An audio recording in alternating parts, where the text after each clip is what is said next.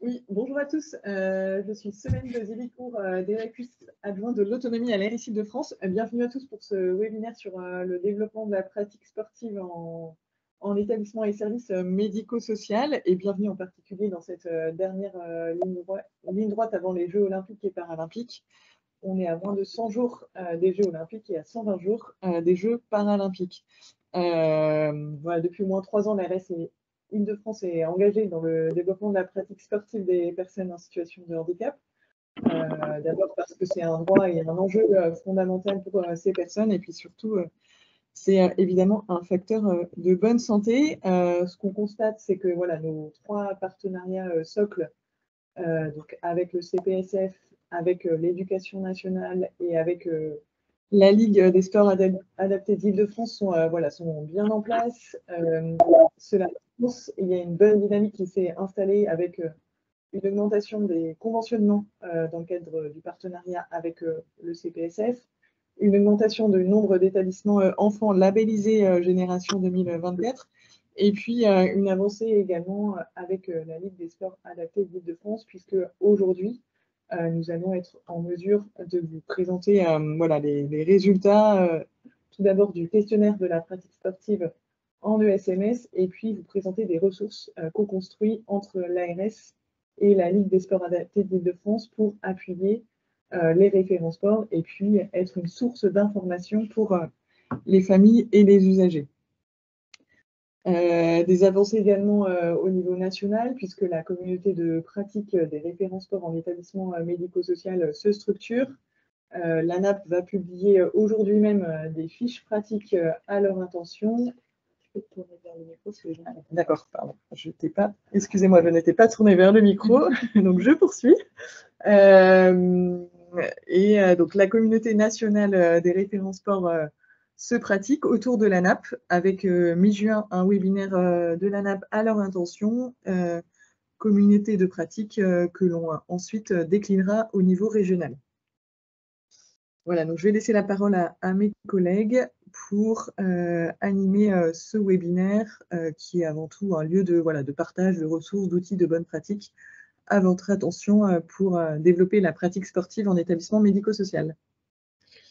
Merci beaucoup pour cette introduction. Donc déjà, on tenait à vous remercier d'être présente pour ce webinaire et à remercier particulièrement les personnes qui vont prendre la parole durant les heures qui vont venir.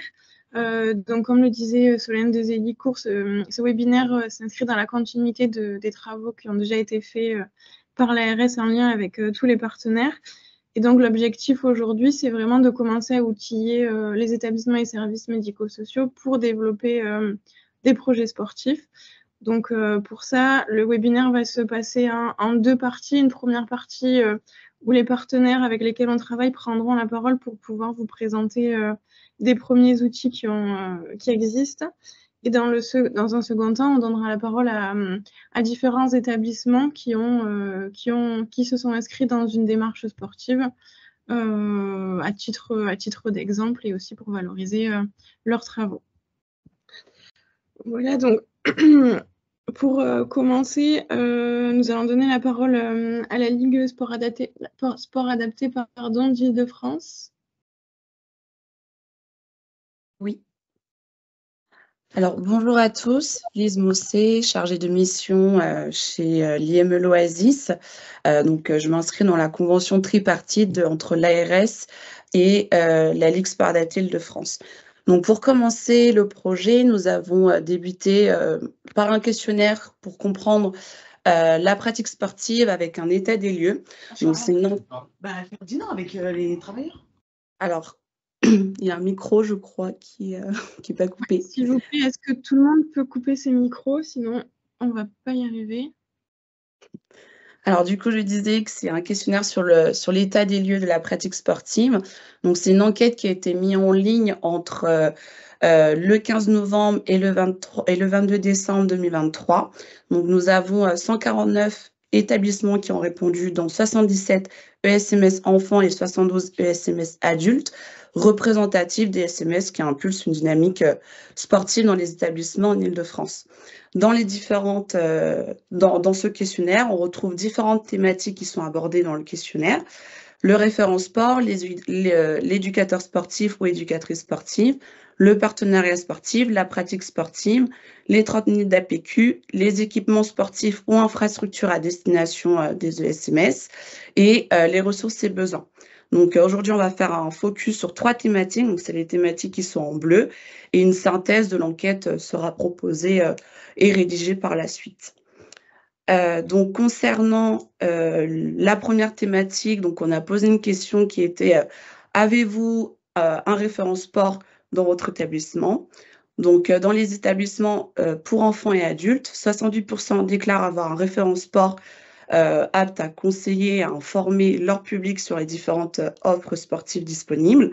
Quant aux établissements médico-sociaux pour adultes, 53% déclarent disposer d'un référent sport capable de guider et d'informer leur public sur les différentes offres sportives proposées.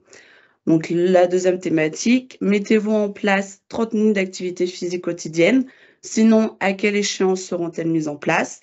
Donc 61% des ESMS enfants, dont 77 répondants, ont déclaré ne pas encore avoir mis en place des séances d'activité physique quotidienne de 30 minutes. Et parmi eux, 39% déclarent avoir prévu de le faire au cours de l'année 2024, mais 29% indiquent qu'ils les mettront en œuvre dès que possible, à savoir que certains établissements précisent qu'ils doivent d'abord élaborer un plan d'action pour intégrer ces séances. Ensuite, la question d'après, ça a été en moyenne, à quelle fréquence les personnes accompagnées peuvent pratiquer une activité physique. Donc là, 60% des ESMS enfants et jeunes ont répondu qu'en moyenne, c'était à 1 à 2 heures par semaine qui consacraient à la pratique d'une activité physique régulière et 30% consacrent plus de 2 heures par semaine. Quant aux établissements médico-sociaux pour adultes, 45% déclarent pratiquer une activité physique régulière allant de 1 à 2 heures par semaine. Donc ensuite, ça a été pour nous, c'est essentiel de comprendre les ressources et les besoins donc, des ESMS en Île-de-France. Donc 43% ont déclaré avoir un besoin, notamment dans tout ce qui est soutien financier. 17% déclarent avoir un besoin dans l'encadrement sportif et avoir besoin de l'accès à l'information. Et après, donc c'est à la formation, à la connaissance du volet réglementaire et des aides méthodologiques beaucoup plus poussées.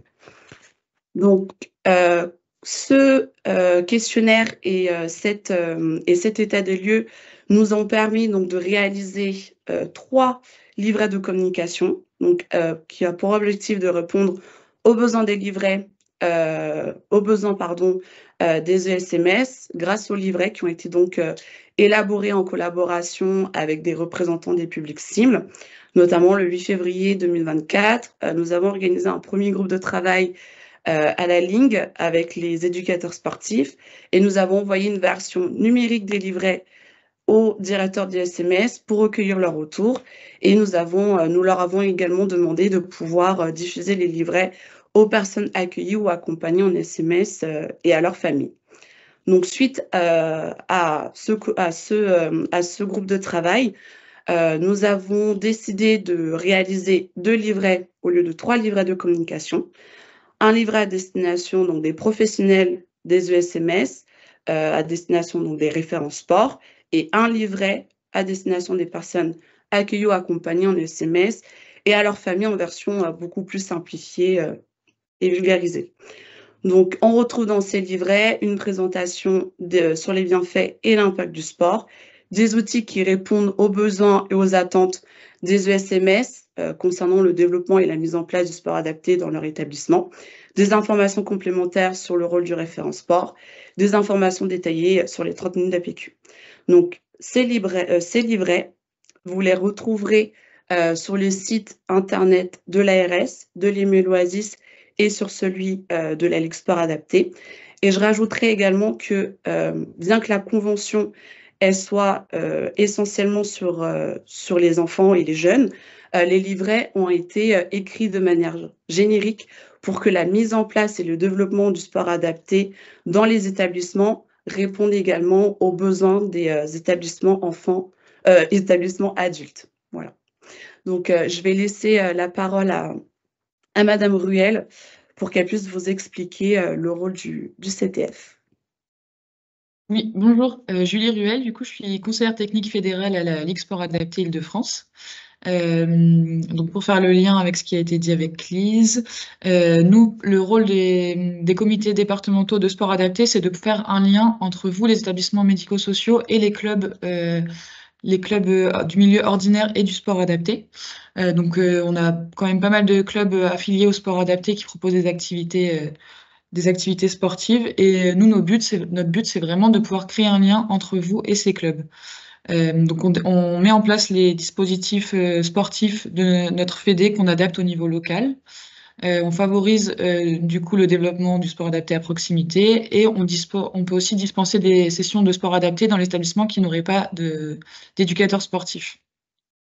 Donc voilà, la principale chose à faire, c'est de se mettre en relation pour vous avec le comité départemental sport adapté de votre département et le CTF du département vous aidera, vous accompagnera dans les démarches pour la mise en place du sport adapté au sein de votre établissement ou pour le développement de celle-ci si vous le mettez déjà en place. Une des choses que l'on propose au sport adapté, c'est des journées découvertes. Donc le but, c'est de faire découvrir aux établissements médico-sociaux, et aux sportifs directement diverses activités. Donc on propose ces activités, ces journées découvertes pour les établissements jeunes, mais aussi pour les établissements adultes. Donc voilà, c'est toutes sortes d'activités qui vous est proposées. Le but, c'est de vous faire découvrir et de voir quelle activité conviendrait le mieux à chaque sportif. Et si on fait un focus du coup sur le sport adapté jeune, donc les moins de 21 ans, on a un programme qui s'appelle À chacun son programme, un dispositif, qui se découpe en trois sous-parties qui sont la partie je découvre, je joue et je m'entraîne. Et donc du coup le je découvre, c'est ça, c'est les journées multisports ou journées spécifiques à un sport en particulier qui permettent de faire découvrir des activités. C'est aussi des journées inter-établissements pour permettre de faire rencontrer plusieurs établissements entre eux, développer le lien social. Donc voilà. Et on fait aussi des journées de sport de nature. Voilà pour ce zoom sur les journées découvertes. Et ensuite, vous retrouverez les contacts de la Ligue Sport Adapté et aussi de chaque comité départemental. Donc, je vous invite à contacter directement votre conseiller technique fédéral de département qui répondra à toutes vos questions et qui saura au mieux vous accompagner.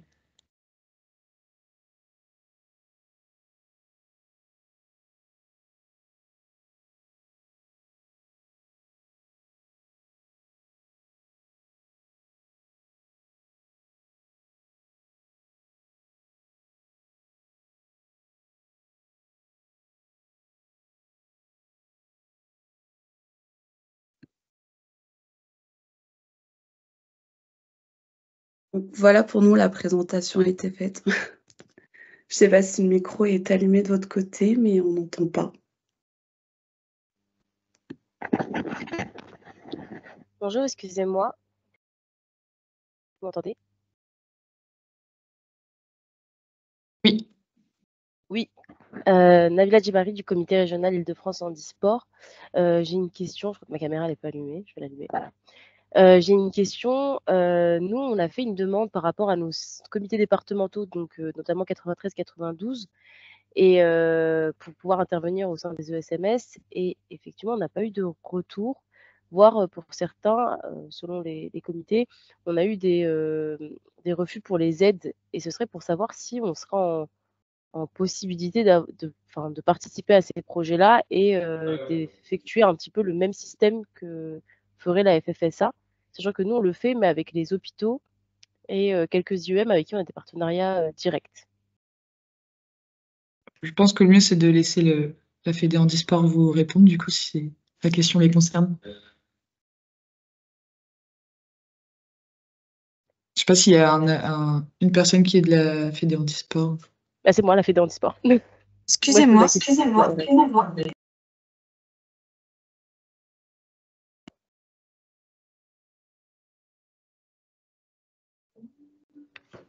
Est-ce que vous nous entendez?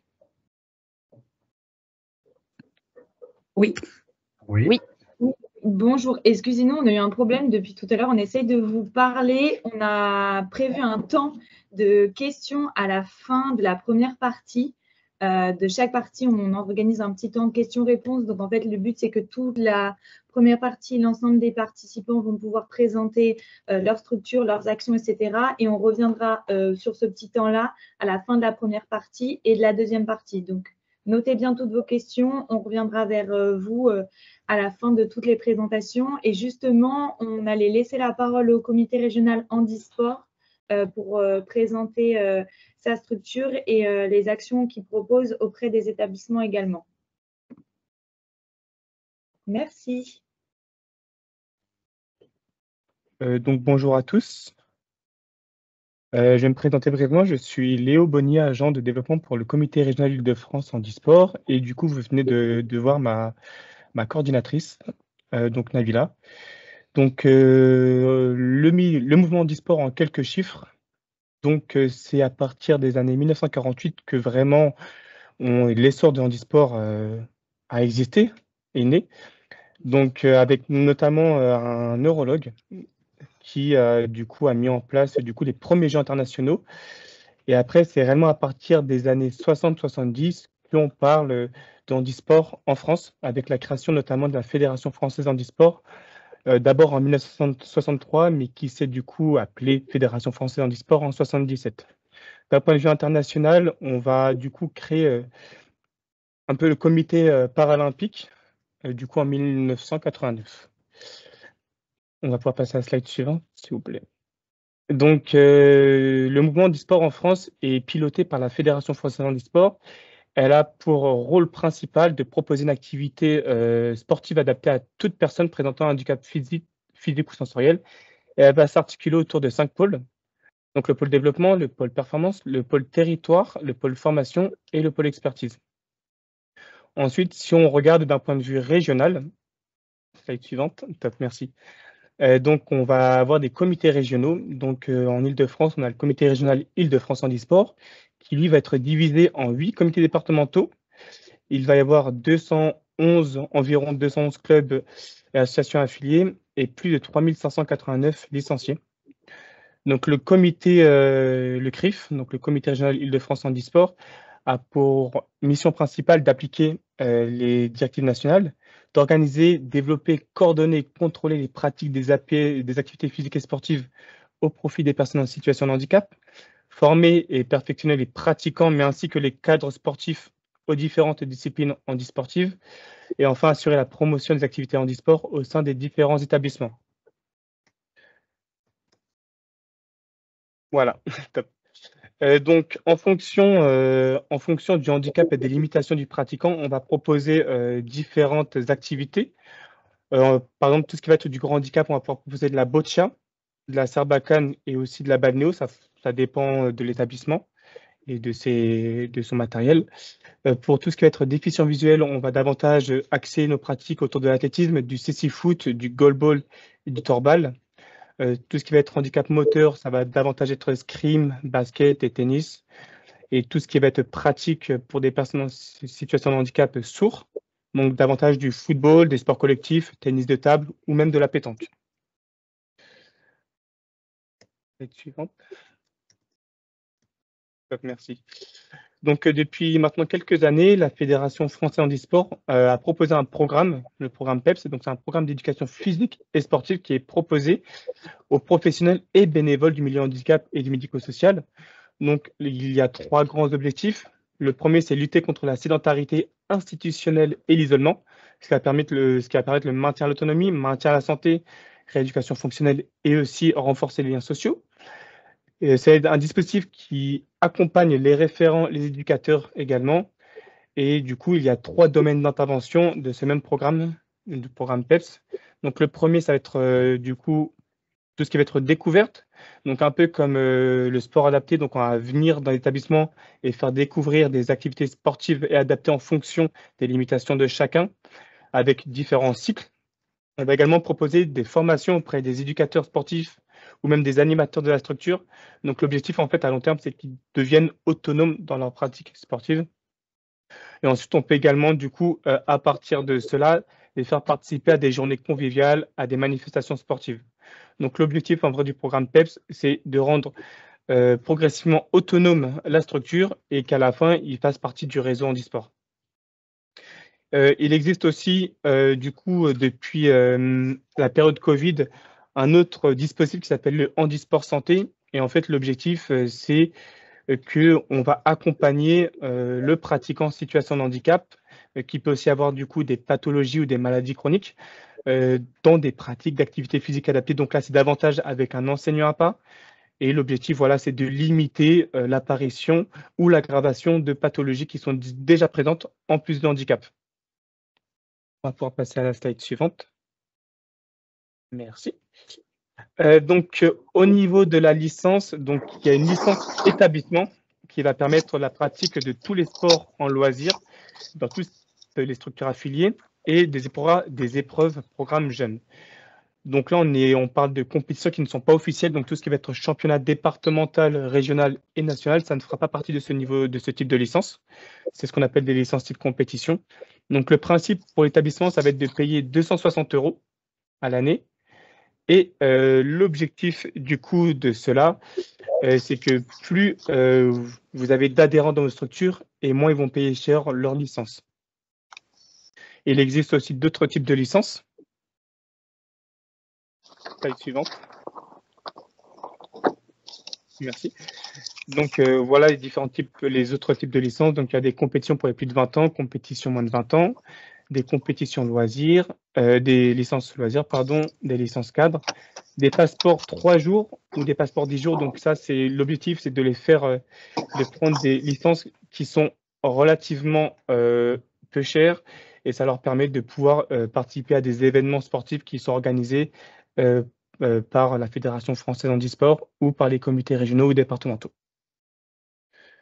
Donc aujourd'hui, on travaille déjà avec, comme tout à l'heure a dit ma coordinatrice, avec des structures. On travaille aussi avec des hôpitaux. Donc voilà, l'objectif, c'est vraiment de pouvoir faire profiter toutes les personnes en situation de handicap d'une activité physique handisportive. Donc en résumé, collaborer ensemble, c'est bénéficier d'un accompagnement dans vos projets. Donc vous serez sûr d'être accompagné soit par mes collègues dans tous vos projets handisportifs. Vous pouvez également aussi disposer d'un financement de votre matériel, donc que ce soit par le comité régional ou aussi du coup dans des appels à projets dans lesquels on vous accompagnera. Ça permettra aussi de renforcer quelque chose de très important, renforcer les liens entre vos équipes et vos résidents. On sait que voilà, c'est quelque chose de très important, surtout pour le bien-être psychique et mental de nos résidents, de nos personnes qu'on suit. Ça leur permettra aussi de pouvoir participer à des événements sportifs, festifs et conviviaux. Donc voilà, se retrouver entre établissements, se redécouvrir aussi dans la pratique, c'est très important. Faire découvrir de nouvelles activités à vos résidents et aussi voilà, développer les compétences de vos salariés avec des objectifs bien précis. Donc la slide suivante, juste après, on voit nos partenaires, enfin les personnes avec qui on travaille aujourd'hui. Donc on travaille avec différents hôpitaux et centres de médecine, mais on intervient aussi dans des masses sur Paris. Et après, nos comités départementaux, indépendamment du CRIF, aussi interviennent dans des structures, dans des UEM, dans des IME. Ça dépend vraiment des départements. Donc après, je me suis permis du coup de mettre tous les contacts en fonction des départements. Voilà. Avec du coup, ça c'est les référents départementaux pour chaque département francilien. Donc vous avez leur nom et aussi leurs adresses mail. Donc n'hésitez pas à leur envoyer un mail de notre part. Voilà, vous leur dites que vous avez bien suivi, que vous serez intéressé pour mettre en place du coup de l'activité physique handisportive dans vos locaux.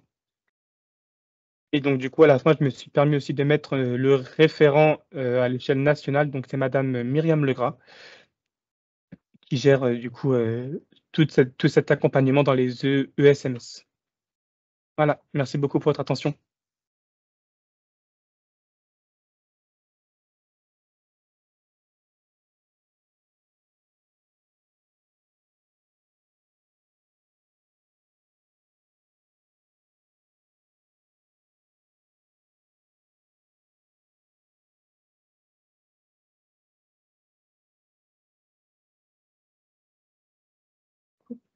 Merci beaucoup pour cette intervention.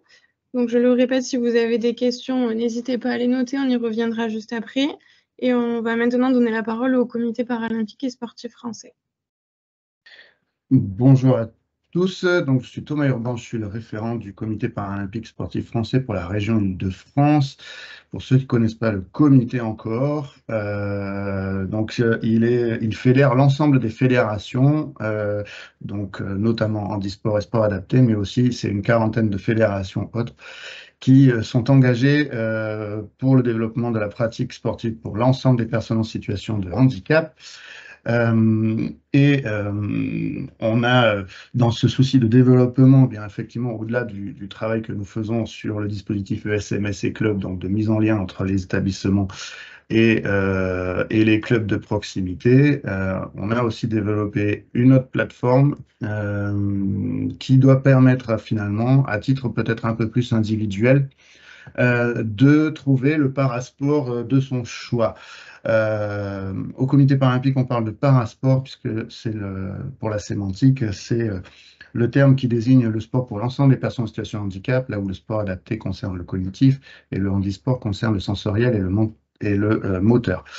Donc, trouve ton parasport, l'adresse elle est simple sur Google, vous tapez trouve ton parasport, vous allez trouver cette petite plateforme. Et l'objectif, c'est d'orienter tout simplement la personne vers le sport de son choix.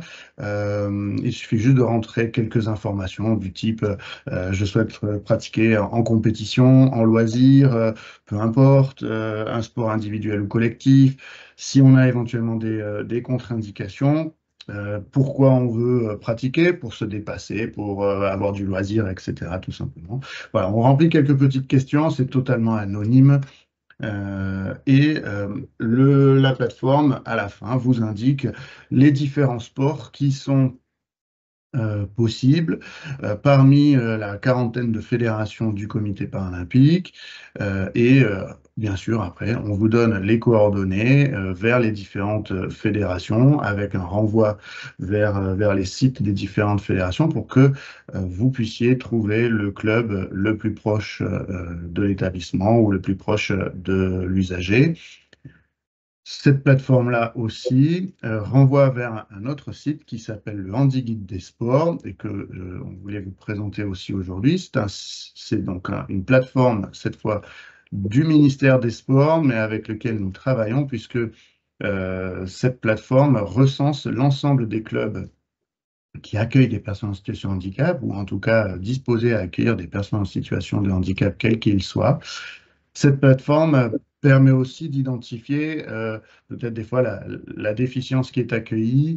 Ça fonctionne un peu sur le format du TripAdvisor, donc vous tapez votre adresse et puis vous pouvez définir dans un rayon de 20, 30, 40, 50 km et la cartographie va vous indiquer l'ensemble des clubs à proximité dans ce rayon-là. L'idée, c'est aussi que vous ayez un maximum d'informations sur le club, le créneau, les horaires, les contacts, voilà, le public accueilli. Cette plateforme-là est vouée à s'étoffer puisque donc le comité paralympique travaille avec Handisport et Sport Adapté à la formation des clubs traditionnels à ouvrir leurs portes aux personnes en situation de handicap à travers un dispositif qui s'appelle Club Inclusif. Et donc, on a formé déjà plus de 250 clubs en Île-de-France que vous allez petit à petit retrouver sur le HandiGuide ou sur le Trouve ton parasport.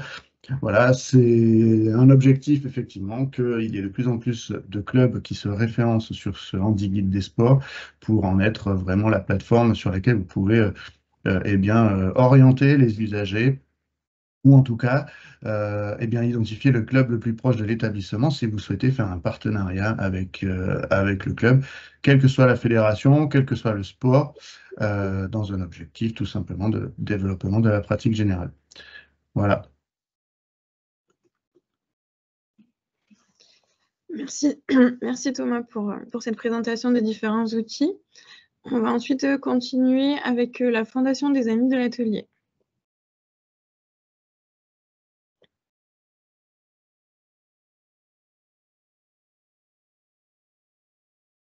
Oui, bonjour. Je suis Laurence Pot-Bonneville, directrice de l'offre de service à la Fondation des Amis de l'Atelier. On va faire une présentation rapide et à 2 voix avec Pauline Mariot qui prendra la parole ensuite, du dispositif de soutien au bénévolat qu'on a déployé à la Fondation, du bénévolat dans les événements sportifs nationaux et internationaux.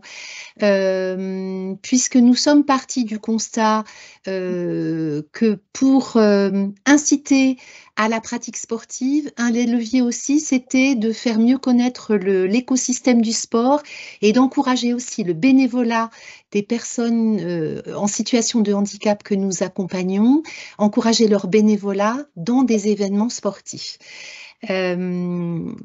Nous avons donc mis en place des projets qu'on va vous présenter, des projets de présentation de ce dispositif qui ont bénéficié de subventions d'une part de la Direction générale de la cohésion sociale et d'autre part de l'ARS Île-de-France.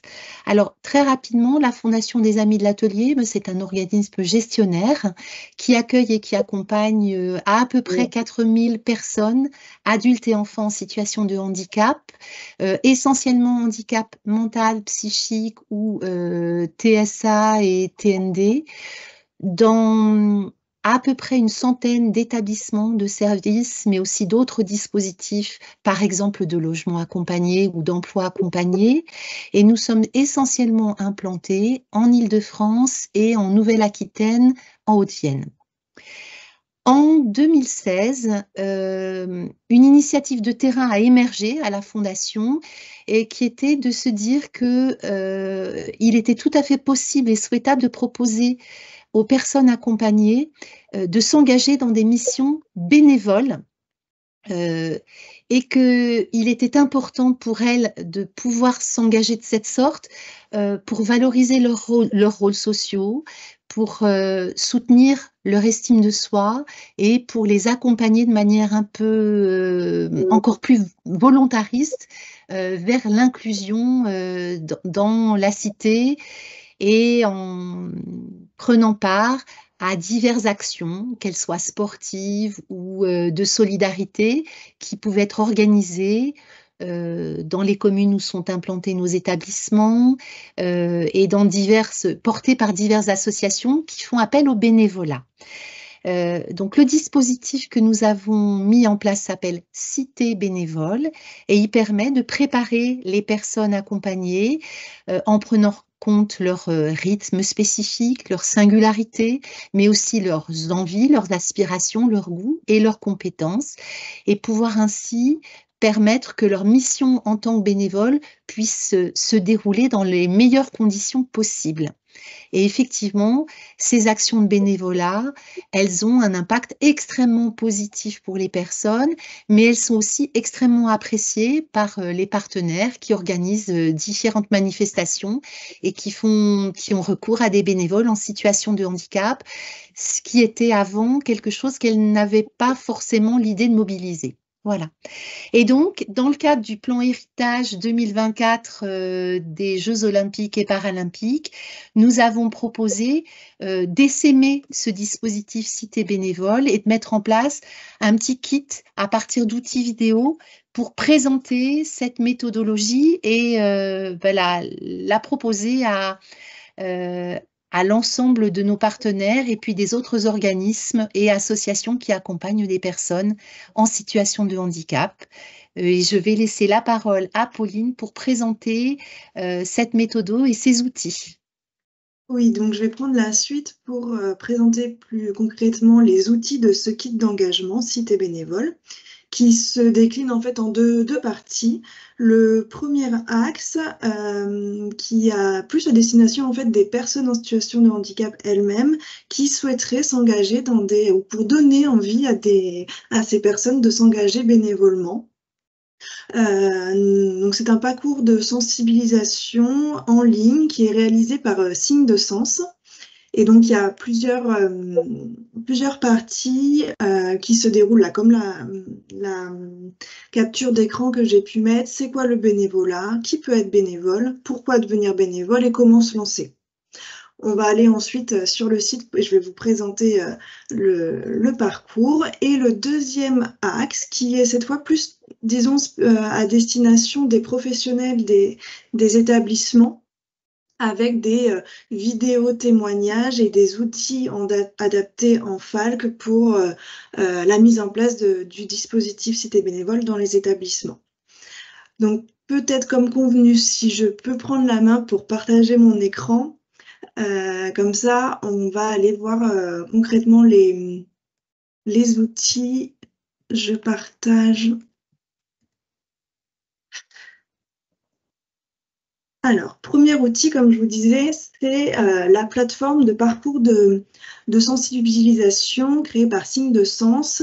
Donc, nous sommes sur la page d'accueil et là, donc, il y a le plan du parcours qui se présente pour chaque partie sous la même présentation avec une définition, des vidéos témoignages de bénévoles qui réalisent des actions de bénévolat, un petit quiz, jeu interactif et une fiche récap de chaque partie. Donc, par exemple, si on prend l'onglet « C'est quoi être bénévole ?» Donc là, il y a une vidéo de présentation, un petit quiz de définition du bénévolat et ensuite les exemples des témoignages. Donc, on va pouvoir, par exemple, regarder cette première vidéo. Il existe plusieurs types de missions de bénévolat qui sont adaptées pour chacun. Voici d'ailleurs... Est-ce que vous avez le son? Un exemple de mission. Au rugby, en fait, j'arrive au rugby pour le Racing 92, donc à la Défense Arena. Et je peux très bien être soit en train de faire placer des gens dans le siège. On arrive, les gens ne savent pas où aller. C'est moi qui les oriente pour savoir où ils doivent être. Donc voilà un exemple de vidéo témoignage et du coup, comme je disais, en bas de chaque partie, il y a une fiche récap qu'on peut télécharger. Et voilà, on a le résumé de la première partie et ensuite le parcours se déroule sous cette même présentation à chaque fois. Donc ça, c'est pour le parcours de sensibilisation pour l'engagement bénévole. Ensuite, dans la deuxième partie, il y avait les vidéos témoignages. Donc, on va vous présenter une vidéo témoignage, donc là qui présente en fait les différentes parties prenantes du dispositif Cité bénévole, à savoir les bénévoles en situation de handicap, les partenaires et les professionnels des établissements qui accompagnent les bénévoles. Donc là, la vidéo, elle a été tournée lors d'une mission de bénévolat au championnat du monde de para-athlétisme.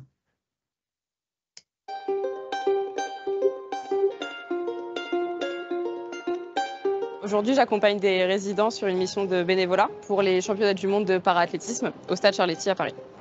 On a fait appel à des bénévoles en situation de handicap dans un objectif d'inclusivité, puisqu'on veut qu'un programme bénévole soit ouvert à toutes et tous. Le côté humain qui me plaît beaucoup. L'objectif, c'est qu'ils soient à l'aise sur les missions qu'on leur proposait, de l'accueil du public, avec de la gestion d'espace, pour qu'ils puissent aussi se sentir bien dans leur mission et avoir un petit peu de responsabilité sur des missions un peu plus simples. On a été sélectionnés pour faire des missions de restauration. Au-delà de la restauration, c'est quand même une ambiance sportive où on croise des athlètes et ils sont vraiment friands de ça. Oh, ça se passe très bien, hein. Et la banane. À la banane. Aujourd'hui, c'est vraiment l'accompagnement, les guider, les orienter, les aider à finalement mener à bien leur mission. J'ai participé à l'année expérimentale du dispositif Cité bénévole depuis 2016. J'ai vu du coup l'évolution du dispositif, leur besoin de trouver une utilité sociale. Je suis contente de le faire en fait, je me sens utile. On a de plus en plus de partenaires, des fidèles qui reviennent chaque année et des jeunes vraiment épanouis. Je leur ai proposé cette mission en tant que mission préparatoire pour nos futurs JO. Et puis dans le cadre de leur projet, ça leur permet aussi pour certains peut-être de reprendre un rythme pour un retour à l'emploi ou bien d'avoir une activité qui peut remplacer l'emploi s'ils n'en ont pas la volonté.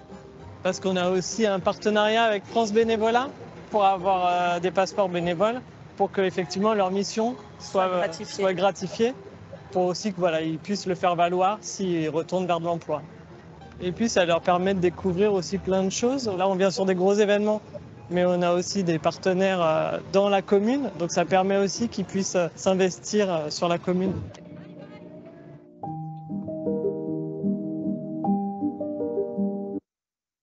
Et je vous présente une dernière vidéo, c'est la vidéo Motion Design. Donc là, qui reprend étape par étape comment mettre en place le dispositif Cité bénévole dans un établissement.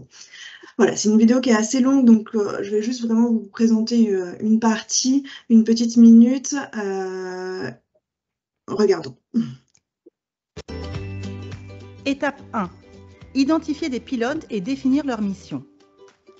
Les missions du pilote Cité bénévole sont de développer une culture du bénévolat et d'accompagner les équipes pour le bon déroulé des missions de bénévolat, d'expliquer aux bénévoles ce qu'est le bénévolat lors de réunions individuelles ou de groupe, recenser les domaines d'activité souhaités afin de lui proposer des missions de bénévolat et l'accompagner, la rassurer si besoin.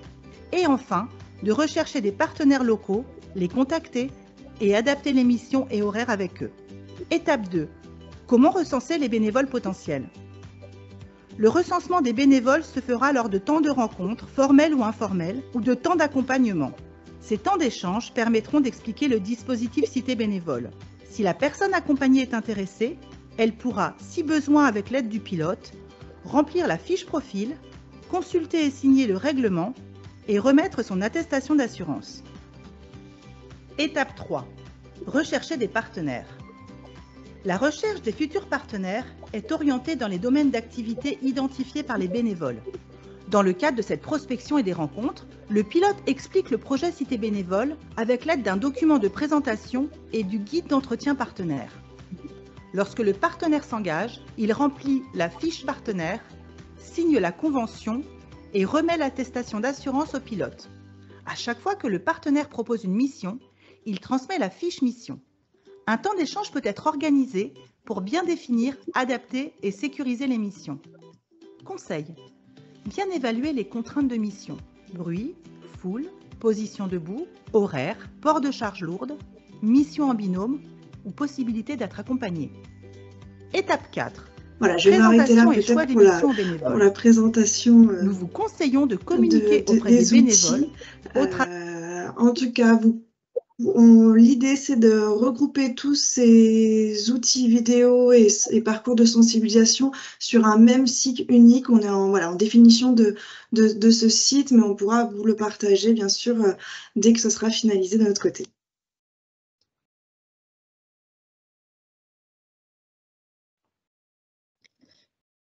Merci pour cette présentation. Donc, merci à vous quatre pour nous avoir présenté chacun vos dispositifs respectifs. Donc, on peut ouvrir maintenant les questions, si vous en avez.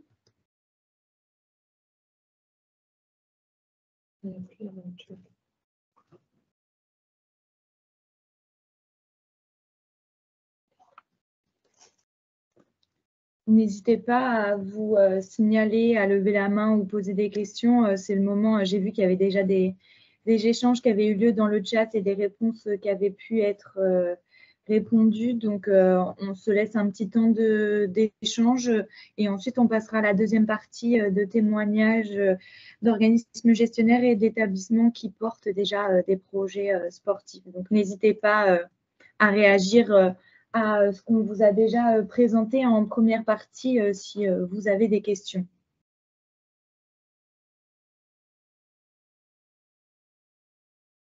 Oui, Monsieur Vinclair, allez-y.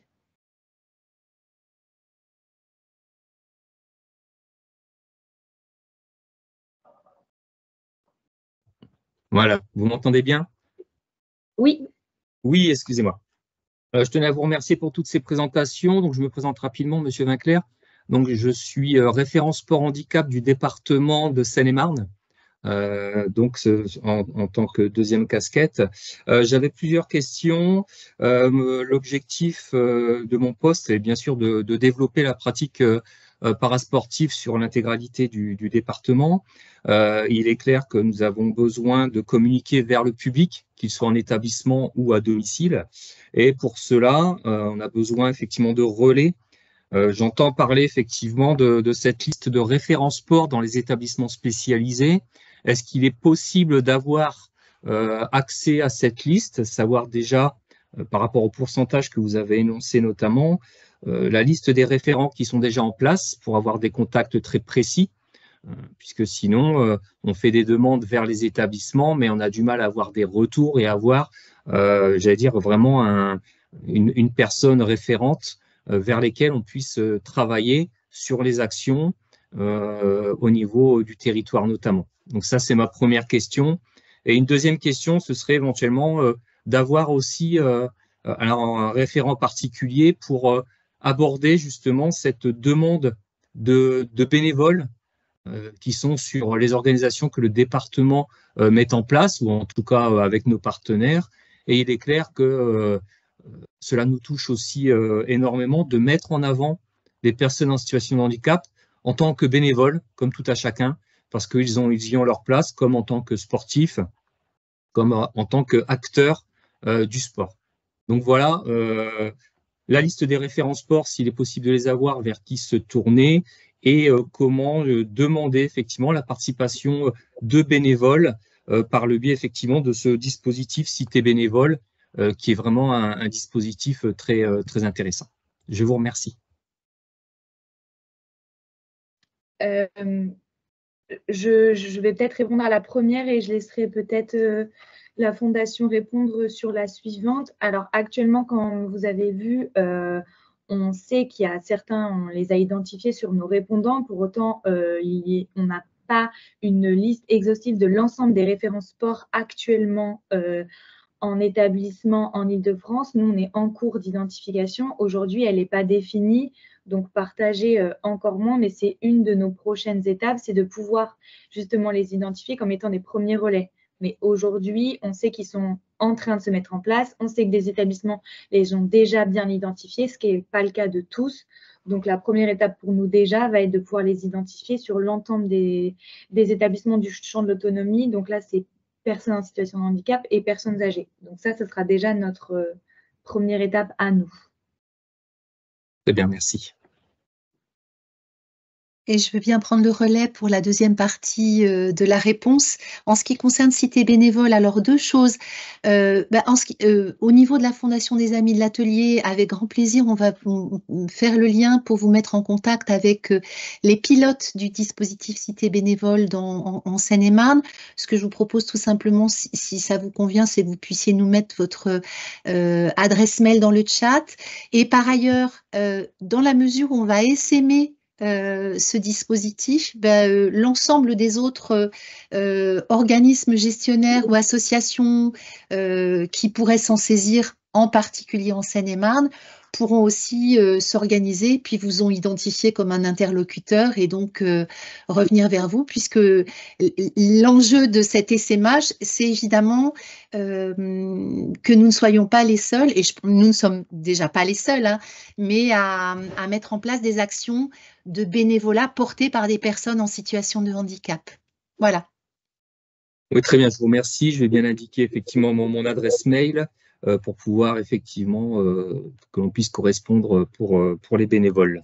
Je vous remercie, sachant que toutes ces informations sont vraiment importantes parce qu'on n'a pas toujours les informations vers les établissements spécialisés, même si on est en contact avec les comités départementaux, notamment au sein de la Seine-et-Marne où on travaille à une convention, le département, avec les comités sport adapté et handisport pour développer la pratique et essayer de communiquer vers l'ensemble du public, ce qui n'est pas toujours facile, sur des gros projets, et notamment au niveau du département, on a la mise en place d'une journée parasportive le 30 juin sur l'ensemble du territoire, et là, on va avoir besoin effectivement de communiquer vers l'ensemble des acteurs de terrain. Voilà. Écoutez, je vous remercie encore pour cette présentation. Merci à vous. J'en profite pour vous dire que l'ensemble des numéros, des mails qui vous a été partagés dans le webinaire, on vous le repartagera bien. J'ai pu y répondre dans le chat, mais on vous partagera l'ensemble du support et c'est ça l'intérêt pour nous aujourd'hui, c'est de pouvoir mettre en relation les établissements et le mouvement parasportif. Et le webinaire sera aussi accessible en replay d'ici quelques jours sur la chaîne YouTube de l'ARS. Donc, toutes ces informations, vous pourrez évidemment toutes les retrouver après ce webinaire. Est-ce que certains ou certaines d'entre vous avaient d'autres questions avant de passer à la deuxième partie du webinaire?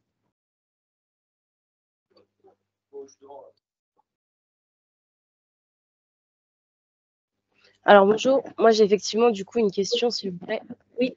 Donc je reviens notamment par rapport à parce qu'effectivement on a Léo qui a été clashé pour le 77 et pour les autres départements on a une problématique, c'est qu'effectivement avec les ESMS on nous fait comprendre que il y a des aides pour les clubs pour venir faire pratiquer de l'activité physique adaptée.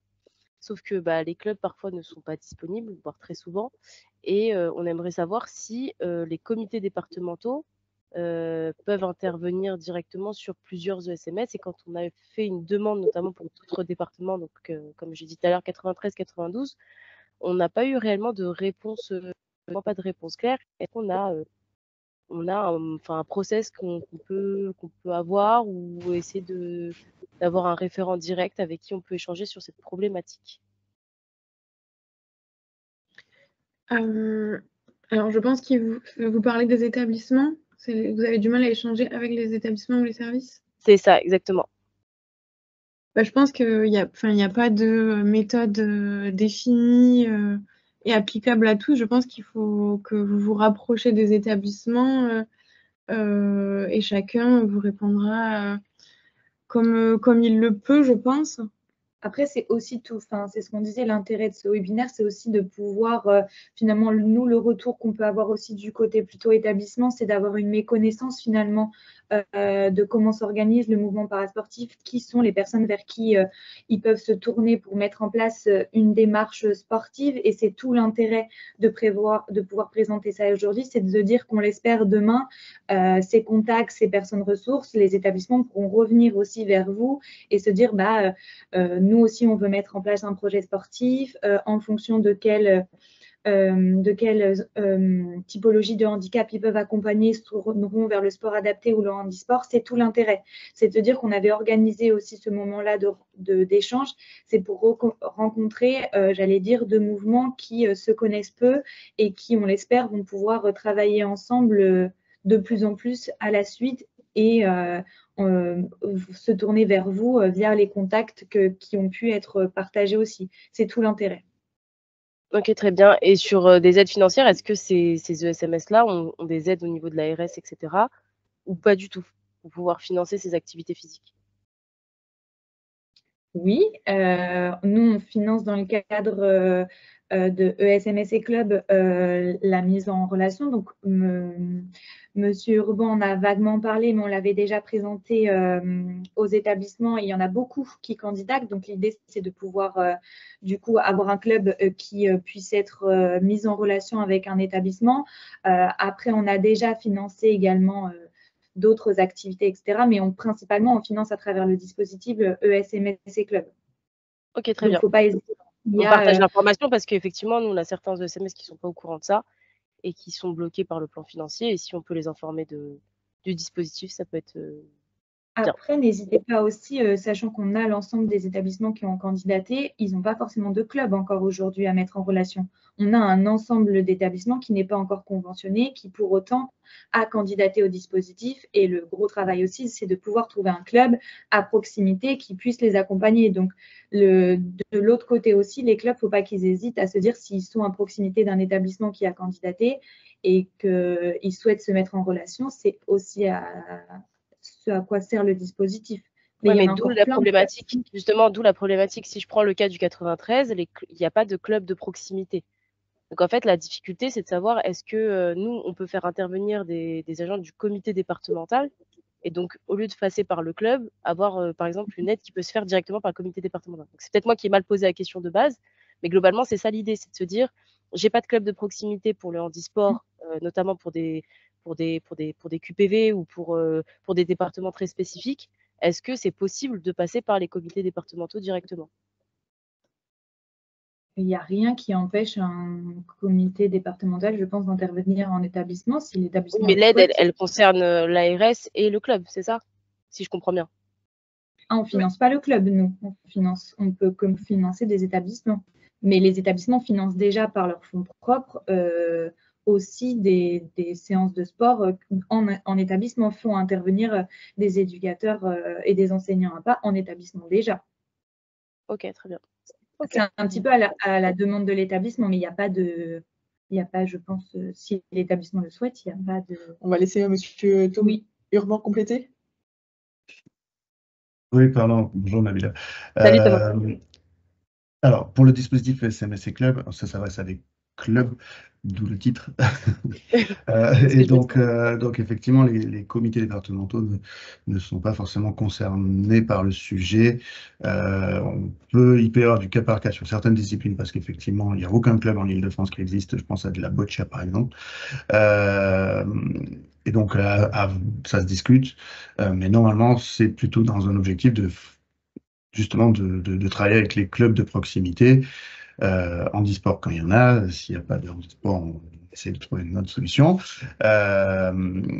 Maintenant, après, effectivement, comme l'expliquait Marion, il y a des fonds dans les établissements, et vous pouvez aussi peut-être mettre en place quand même quelque chose au-delà de SMS et Club. Voilà. Et puis dans le 93, il y a des partenariats aussi complémentaires avec le département sur le sujet, sur d'autres publics plutôt adultes. Mais c'est pas forcément l'objet là, mais voilà.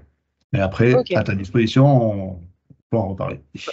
Ok, on en reparlera. Nickel. Merci Thomas. Merci beaucoup.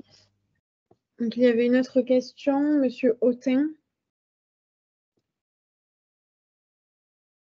Mon micro.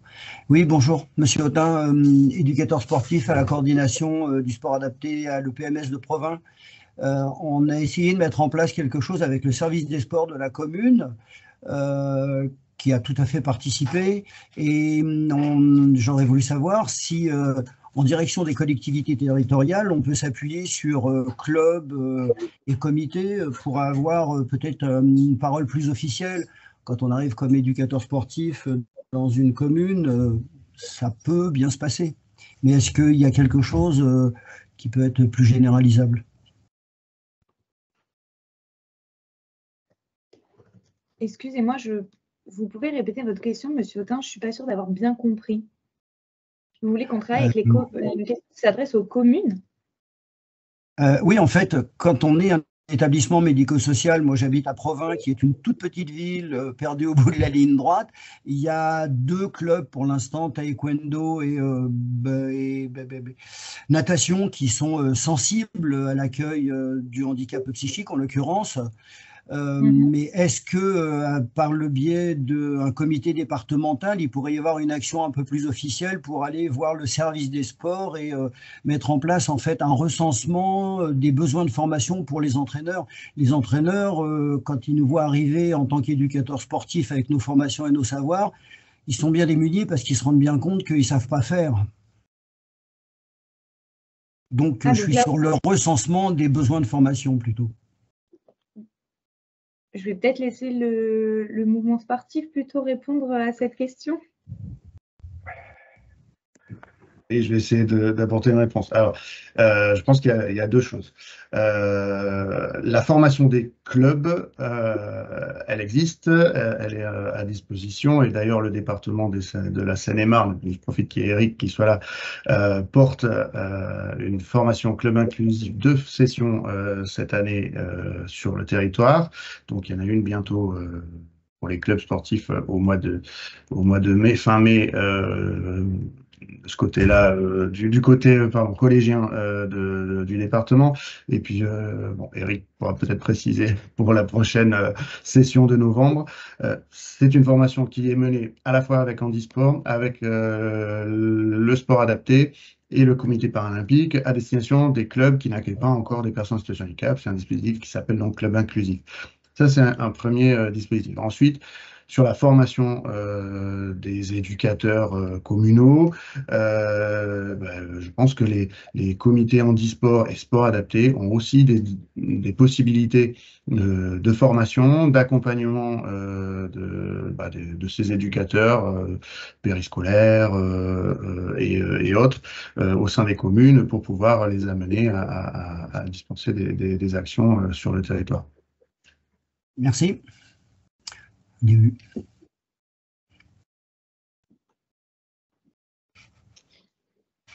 Là, il y a plusieurs mains levées. Alors, je ne sais pas s'il y avait des personnes qui voulaient peut-être répondre aussi à Monsieur Autain ou c'était d'autres questions. Oui, pour moi, c'était pour répondre à Monsieur Autain, donc Louis-Philippe Manant de la Ligue Île-de-France. Donc, c'était pour dire que quand vous avez des actions au niveau communal ou administratif ou autre, c'est vrai que la première des choses, c'est qu'il faut vous rapprocher du comité qui peut, lui, soutenir votre action et être, on va dire, partenaire. Et c'est pour moi la meilleure solution. Se rapprocher du comité. Sport adapté, voire handisport si c'est handisport. Merci, Monsieur. Merci.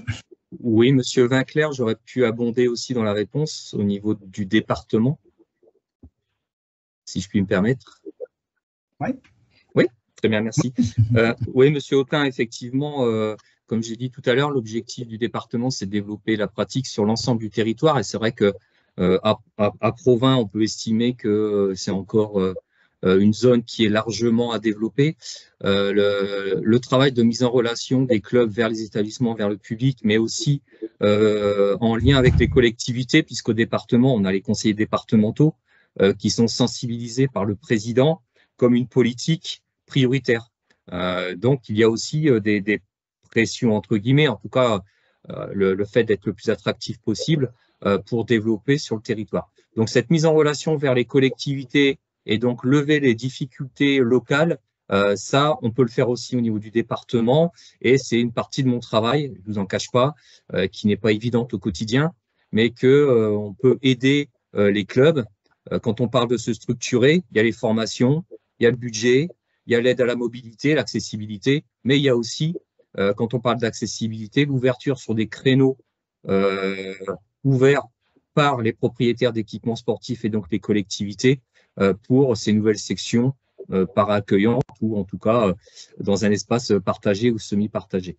Donc voilà, beaucoup de choses où on peut être, nous, enfin à mon niveau en tout cas, un facilitateur au niveau de Provins et les informations, comme l'a dit Thomas Urban, effectivement au niveau du CPSF, on continue sur les formations des bénévoles et on peut accompagner les clubs au-delà de cette formation sur le terrain pour leur développement et pour la mise en relation. Merci. Je vous en prie. Merci beaucoup. J'ai vu qu'il restait des mains levées. On peut peut-être prendre une toute dernière question et après on passe à la suite. Il y aura un nouveau temps d'échange qui sera proposé de toute façon à la fin de la deuxième partie.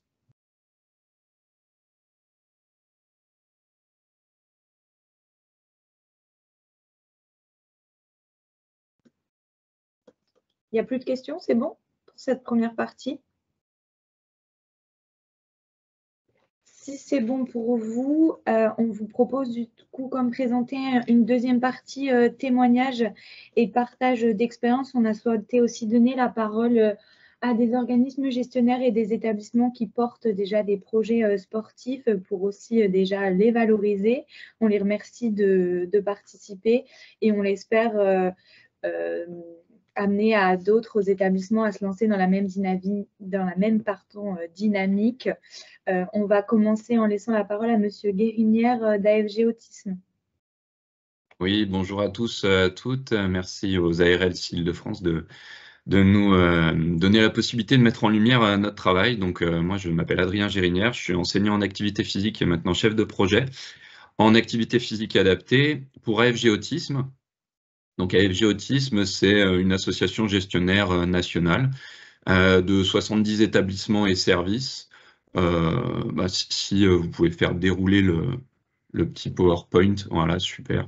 Donc sur toute la France, moi à la base je travaille donc au CESA d'Émile Zola sur Lyon-Villeurbanne Et on est parti donc évidemment de notre offre de mission que vous voyez là, mais surtout d'un constat qui est une forte demande de nos bénéficiaires et de leurs familles, donc de personnes avec TSA, hein, l'autisme dans la globalité du spectre, hein, de l'autisme avec beaucoup de besoins, notamment, pour donc une demande pour être inclus dans des clubs de sport. Parce que dans nos établissements et services, vous pouvez faire passer sur la diapo suivante.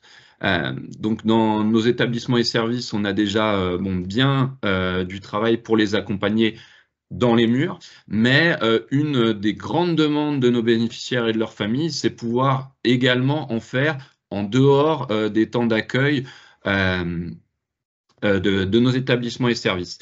Et pour faire face à cette demande, on a eu un constat, moi ça fait 13 ans que je travaille dans mon association, dont 12 ans en tant qu'enseignant en activité physique adaptée, et tous les questionnements qui étaient dans les questionnements à la fin du premier temps de présentation de où trouver des clubs, comment faire, quel dispositif de financement aider. Tout ça, ce qu'il faut savoir, c'est que ça demande un travail en plus de nos missions dans les établissements et services, alors même que c'est une grande demande. Et pour citer le CPSF, on a 1,4 % de clubs de sport qui se dit en capacité d'inclure les personnes aux situations de handicap. Et quand on va vers le champ de l'autisme et de l'autisme avec beaucoup de besoins, ce pourcentage qui est déjà faible réduit encore. Donc le constat, c'est qu'il y a peu ou pas d'offres en club en sport adapté et que nous, services médico-sociaux, on est déjà bien occupés. Nous, pour vous donner un ordre d'idée, nous, on a 7 ans d'attente avant d'être inclus dans le service dans lequel je travaille sur Lyon. Donc voilà, donc il y a 2 ans, pour faire face à la fois à cette demande et à ce besoin de création de lieux où la pratique d'activité physique et sportive va être possible, on a donc créé un nouveau dispositif médico-social qui s'appelle AFG Sport Adapté, où on est affilié à la fois à la FFSA et à la fois on est en convention de partenariat avec le CDSA 69 et Lyon Métropole pour 2 choses. Nos 2 missions principales, c'est bien sûr accompagner les bénéficiaires du CESAD, de la liste d'attente et des particuliers et des autres ESMS vers les clubs de sport qu'on accompagne également.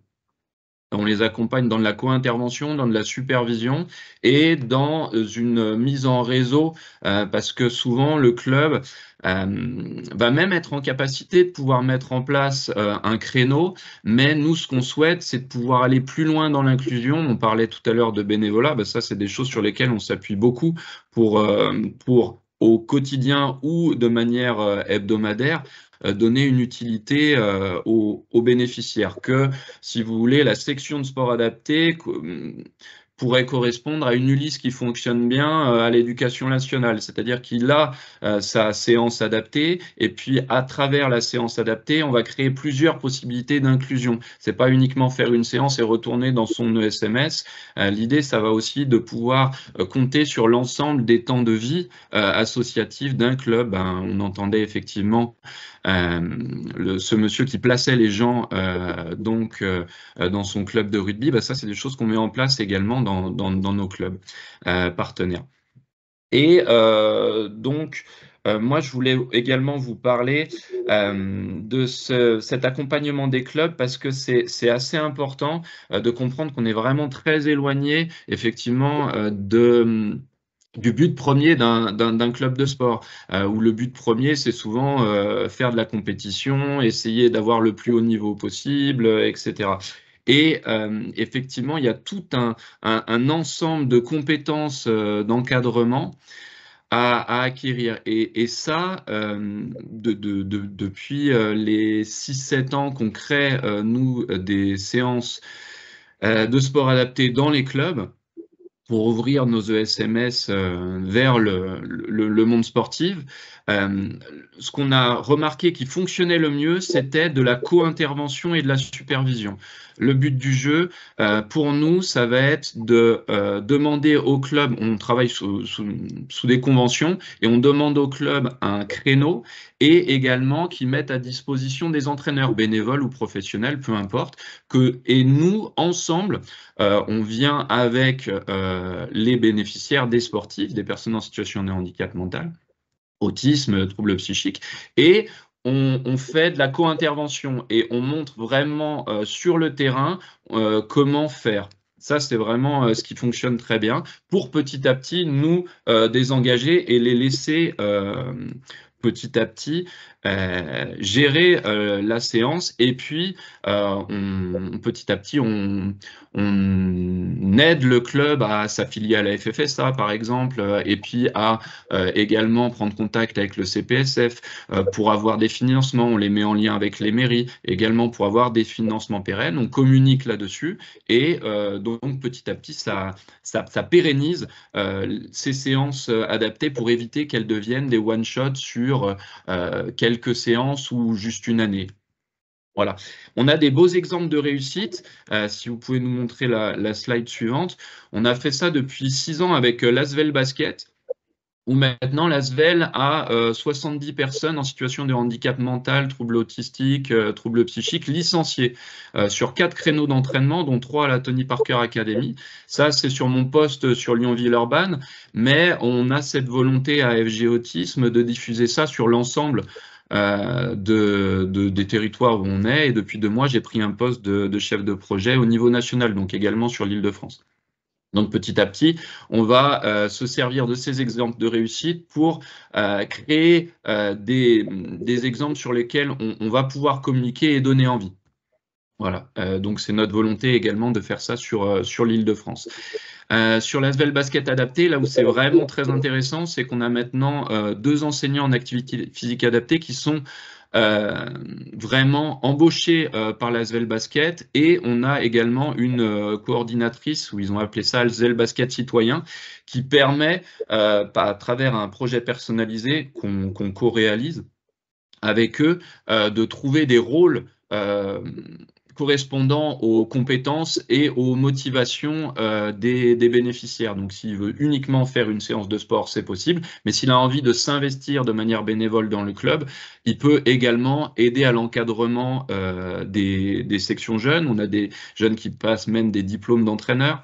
On a des jeunes qui aident à la buvette du club. On a des jeunes, grâce à la Tony Parker Academy, qui sont même engagés sur les cuisines, sur les espaces verts. Donc c'est un départ vers de la professionnalisation également. On a également un super partenariat avec la Maison de la Danse, et ça, moi, je voulais vous en parler aussi sur le côté artistique de l'activité physique adaptée. L'activité physique et sportive, c'est hyper intéressant, mais le côté artistique peut aider à toucher des personnes qui sont peu enclins à être motivées par la pratique physique au départ, et la pratique artistique peut être vraiment un bon levier pour aller vers l'engagement et la pratique physique de ces personnes-là. Donc avec la Maison de la Danse, tous les mercredis après-midi maintenant, on a 2 séances. Là, on est sur l'année 0, donc sur l'année 0 de partenariat, nous, on vient avec nos usagers du CESAD, on co-intervient avec une enseignante, ils nous ont mis à disposition donc, des superbes locaux, et pareil, on essaye de profiter de toutes les possibilités du lieu. Donc après, on va voir des spectacles, on fait des temps d'échange avec des professionnels de la danse. Et toujours pareil, on crée une séance, on transfère nos pratiques d'encadrement vers des professionnels ou des bénévoles. Petit à petit, sur l'année prochaine, on retire un petit peu de notre encadrement, mais on est toujours là en supervision. Et on s'appuie également, le dernier exemple que je voulais vous montrer, c'est on s'appuie beaucoup sur des gros exemples, des gros événements, pardon, comme il y a eu la Coupe du Monde de rugby qui s'est passée à Lyon, mais aussi dans toute la France. Et là, on en a profité de ces dynamiques-là, et on profite aussi beaucoup des Jeux Olympiques et Paralympiques pour pouvoir s'appuyer sur une dynamique gros événements pour ensuite pouvoir profiter de ces dynamiques-là pour créer des choses qui seront pérennes et hebdomadaires dans les clubs. Donc là, c'est l'exemple du Col Rugby à Lyon, club omnisport lyonnais, qui a une section rugby, qui s'est beaucoup investi sur la Coupe du Monde et qui a, voilà, avec notre co-intervention, a pu mettre en place une séance pérenne pour des adolescents. Voilà, qui a lieu tous les mercredis après-midi maintenant. Voilà, donc sur la dernière page, vous pouvez retrouver nos contacts. Vraiment, moi, je voulais insister sur la dynamique positive que ces projets en activité physique, sportive et artistique mettez en place dans les établissements médico-sociaux pour les bénéficiaires bien sûr, mais aussi pour les professionnels, parce que du coup on a des paramédicaux, des éducateurs, des moniteurs éducateurs qui s'engagent là-dedans et qui peuvent dire, tout comme les bénéficiaires et leurs parents, que ce sont des temps privilégiés dans leur semaine. Voilà, j'espère avoir été assez clair et avoir pas trop parlé, pas trop dépassé le temps. C'est parfait, merci beaucoup Adrien. Donc comme plaisir. tout à l'heure, si vous avez des questions, notez-les sur un coin d'une feuille et on y reviendra juste après. Donc on va maintenant passer la parole à Madame Chopineau-Dorol qui va nous présenter le projet d'un tournoi de foot inter-ESAT. Oui, exactement. Bonjour à toutes et à tous. Merci de me donner la possibilité d'intervenir dans le cadre de ce webinaire. Alors effectivement, alors je suis directrice de l'APTE, l'Association parisienne Travail et Épanouissement, une toute petite association située à Paris, gestionnaire de 2 ESAT. Notre association organise, alors maintenant on est cette année sur la 19e édition, donc vous voyez 19 ans, depuis 19 ans, un tournoi de foot qui réunit, pour cette année, ça sera 16 ESAT franciliens. On a élargi au cours de ces dernières années notre périmètre qui initialement était uniquement Paris. On a la chance aujourd'hui d'accueillir des équipes qui viennent d'un peu plus loin que Paris. Pourquoi? Parce que c'est un tournoi qui, au fur et à mesure des années, a pris beaucoup d'ampleur. C'est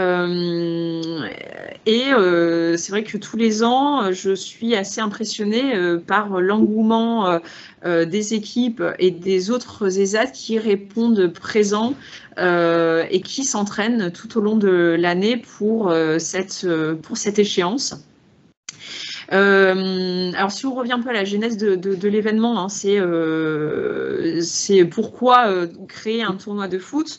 Initialement, un de nos établissements, les ESAT Plaisance, avait une équipe de foot qui était entraînée par un moniteur d'atelier volontaire. Et puis, progressivement, et j'ai envie de dire presque naturellement, est venue l'idée de finaliser, d'avoir comme pour objet, pour finalité de ces entraînements, un tournoi de foot. Donc, c'est dans un premier temps, c'est resté assez confidentiel comme démarche, avec quelques ESAT partenaires qui ont répondu présent. Et ces dernières années, on a eu la chance de pouvoir profiter du réseau proposé, permis plutôt par la ville de Paris, notamment par la mairie d'arrondissement, la mairie du 14e qui est très active et qui a toujours été qui a toujours été très soutenante, dans le cadre des initiatives qui pouvaient être faites pour encourager la pratique du sport pour les personnes en situation de handicap. Au fur et à mesure, le district de Paris, donc la branche locale de la Fédération française de foot, nous a accompagnés dans l'organisation du tournoi. Donc, ce qui est intéressant aujourd'hui avec le soutien d'un acteur comme celui-ci, c'est que forcément, le tournoi a pris une autre dimension. Il est organisé maintenant, donc il est co-organisé en fait avec le district de Paris qui nous met à disposition les terrains, l'arbitrage. Donc on a des jeunes, en plus des jeunes arbitres qui sont en formation, donc qui viennent le jour de l'événement pour organiser les feuilles de match, les poules, et évidemment tout l'arbitrage pendant l'ensemble de la compétition. C'est comme ça qu'on a pu ouvrir à plus d'ESAT le tournoi, et cette année, c'est 16 équipes qui vont participer au tournoi de foot donc inter-ESAT qui se déroulera le 7 juin prochain. On a reçu d'ailleurs, hein, j'en profite pour le préciser, le soutien aussi de l'ARS qui cette année a décidé de nous octroyer un CNR assez important d'ailleurs, merci, pour nous aider dans la réalisation de ce tournoi de foot. Aujourd'hui, ce qui est intéressant, le bilan qu'il y a à faire est quand même assez intéressant, parce que on a vu donc au fur et à mesure des années que chaque équipe s'entraînait régulièrement tout au long de l'année, encore une fois avec cette échéance en ligne de mire qui est le tournoi de foot. On a réussi, avec l'aide du district, à professionnaliser, on va dire, l'encadrement des entraînements de foot qui ont lieu en dehors du temps de travail. Néanmoins, les établissements facilitent l'accès, la possibilité pour les travailleurs de participer à ces entraînements, puisque par chance les entraînements ont lieu à chaque fois sur des stades qui sont vraiment à proximité quasiment immédiate des ESAT. Et donc pour notre part à la PTE, on a fait le choix, donc les entraînements ont lieu le vendredi, et on a fait le choix de rogner sur une petite partie du temps de travail, c'est-à-dire qu'il y a une demi-heure, enfin les entraînements pardon, ont lieu, durent en tout 2 heures, mais il y a une demi-heure d'entraînement en fait qui se fait sur le temps de travail. C'est un tournoi de foot donc alors ce qui est sympa, c'est qu'on a des équipes mixtes, donc aussi bien donc des garçons qui participent. Donc c'est vrai qu'on aime bien cette idée selon laquelle chacun peut venir jouer, peut venir contribuer avec tout type de handicap qui se mêlent, du handicap psychique, la déficience mentale. C'est vrai que sur le terrain, on est tous à égal, et c'est ce qui est intéressant, c'est que le jour du tournoi de foot, on a un esprit d'équipe qui prévaut. Et donc c'est toujours une très très belle journée. Ça nous a permis aussi de développer d'autres partenariats qui n'ont vraiment rien à voir avec le sport, mais c'est vrai que lors des tournois, on a très souvent par chance les directeurs, voire les directeurs d'établissement, voire les directeurs d'OG qui se déplacent pour venir soutenir l'équipe. Donc c'est aussi l'occasion de pouvoir rencontrer d'autres partenaires dans un autre contexte, dans un contexte qui est forcément beaucoup plus convivial, beaucoup plus simple, et de déboucher plus tard sur d'autres opportunités. Donc voilà, je ne peux que vous encourager à essayer de vous rassembler de manière à pouvoir co-organiser ce type de tournoi. Parce qu'effectivement, si on pouvait faire évoluer et prévoir des finales régionales, par exemple, voire nationales, ça serait une très très bonne chose. Voilà. Merci beaucoup. Merci beaucoup et encore bravo pour ce beau projet. On va poursuivre maintenant avec un autre projet donc, qui est porté à l'échelle d'un établissement. Et je vais donner la parole à Madame Chorin, donc du CHJM La Note Bleue. Oui, bonjour, vous m'entendez? Oui.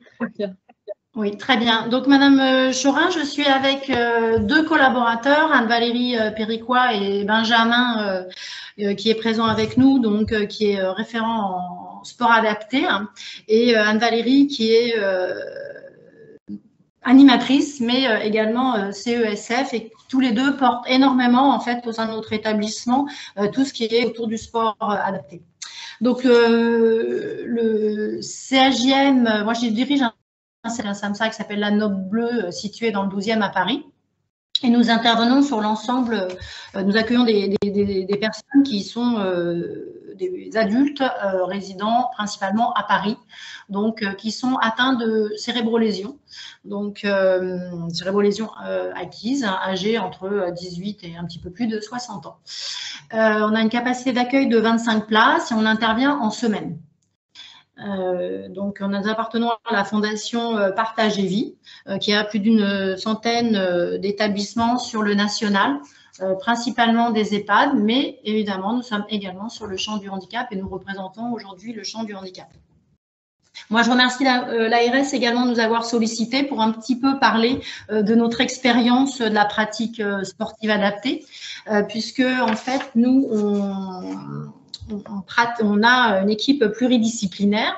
Donc, au sein de l'établissement, il y a des professionnels qui sont salariés, mais on a également une pratique sportive avec des intervenants extérieurs qui viennent durant la semaine autour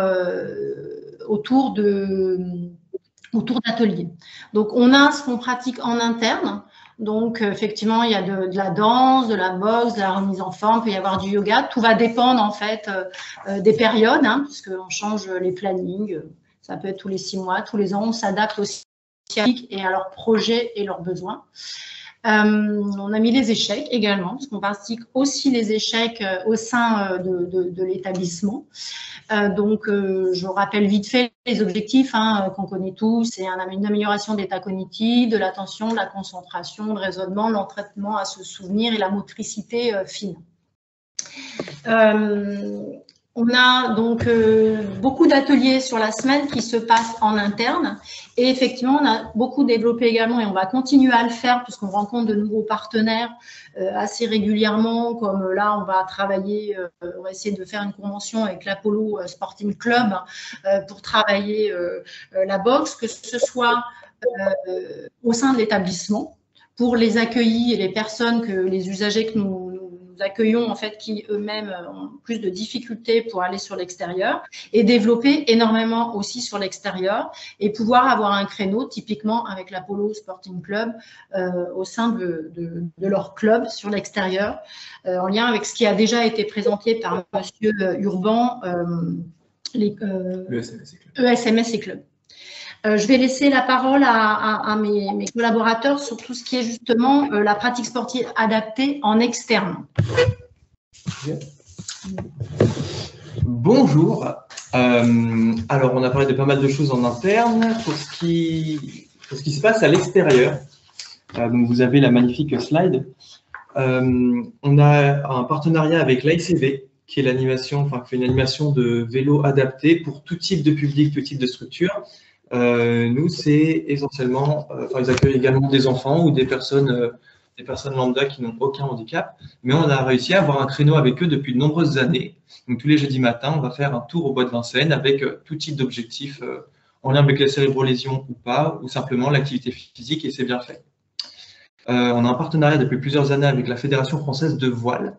Donc, nous allons au lac de Créteil et on profite de cette activité pour travailler tout plein d'objectifs qu'on n'a peut-être pas besoin de détailler instantanément, mais que vous pouvez, j'imagine, imaginer à votre tour. Enfin, on a un partenariat, pour le coup, qui n'est pas avec un club ou une fédération, mais avec une salle privée d'escalade. En vérité, on a une convention avec plusieurs salles privées, mais c'est pour donner un exemple aussi de choses qui peuvent se faire en dehors des clubs, de tout ce qui est comité olympique, paralympique, etc.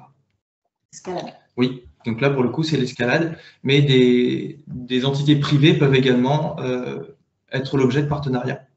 Voilà. Alors après, je vais continuer avec l'activité sportive adaptée avec Bouge et Partage. C'est un nouveau dispositif avec la ville de Paris et en partenariat avec le comité de tennis de Paris, la compagnie Au-delà du quai, le club arrêt d'orientation du Paris appelé Bouge et Partage. Et ça se déroule au centre sportif Jules Ladoumègue dans le 19e, à savoir qu'il y a d'autres aussi endroits dans le 14e. Et nous, on y va 2 lundis par mois de 14 à 16 heures. Et on utilise les transports en commun. Donc là, ça m'oblige aujourd'hui à prendre des personnes qui sont autonomes. Et voilà, on aimerait bien, du coup, trouver des salles ou des choses pour les personnes qui ne peuvent moins bouger. Et là, on fait une boxe et le badminton. Et c'est une salle de sport, donc commune avec d'autres établissements. Donc, on est mélangé avec d'autres établissements, ce n'est pas que pour nous. Et voilà, on trouve d'autres handicaps et on partage le sport ensemble. Voilà. Et on a pu participer aussi à des sorties extérieures. C'était proposé aussi par Bouge et Partage et Culture du Cœur. Et ils nous ont permis de participer au championnat d'Europe d'escrime en fauteuil ou au championnat aussi d'Europe de fauteuil en rugby fauteuil, pardon. Et ça a permis aussi aux personnes de partager leur sport avec nous, d'autres handicaps, puisqu'on peut discuter avec les joueurs après leur match. Et ça, c'est très, très important, quoi, parce qu'ils ont pu au moins chacun partager leurs expériences. Voilà. Et on a fait aussi une sortie avec Paris Université Club, le PUC, qui avait proposé une après-midi avec différents sports, dont le volley assis, la sarbacane, le squash. Et ça a permis aux accueillis donc, de découvrir encore d'autres sports et de partager avec des entraîneurs. Et on espère l'année prochaine profiter de leur salle et ensuite que les accueillis puissent aller faire du sport, eux, le soir, sans nous, en fait. On est une passerelle entre tout ça. Voilà. Voilà pour notre présentation rapide. Et effectivement, je rejoins mes collègues. Nous, ce qu'on essaie on va essayer de développer énormément, c'est également le bénévolat. Donc, je suis très intéressée par la présentation qui a eu lieu tout à l'heure, mais aussi le bénévolat venant des personnes dites ordinaires pour justement intervenir le soir et le week-end pour notre public. On a parler un petit peu de la problématique des transports et des déplacements, puisqu'effectivement, sur certaines activités, on a besoin que les personnes puissent rentrer en autonomie le soir, ce qui n'est pas le cas de tous nos accueillis. Donc, on a aussi ces contraintes-là. Donc, on essaie de trouver divers ateliers, diverses activités sportives pour pouvoir faire que le plus possible les personnes qu'on accompagne puissent pratiquer le sport. Voilà, donc on a aussi évidemment un transporteur, on a également un camion au sein de l'établissement, mais on a aussi des personnes qui se déplacent, qui sont en autonomie, qui ont envie de continuer d'être en autonomie. Et voilà, on essaie un petit peu d'allier aussi toutes ces difficultés et d'y pallier en tout cas. Voilà pour notre présentation. Merci beaucoup d'avoir présenté tous ces projets. On va poursuivre avec des projets qui sont aussi portés par un établissement et je vais donner la parole à Madame Boisis de l'EAP Quelque chose en plus. Oui, bonjour à tous. C'est bon, vous nous entendez? Oui, bonjour, on vous entend. Parfait.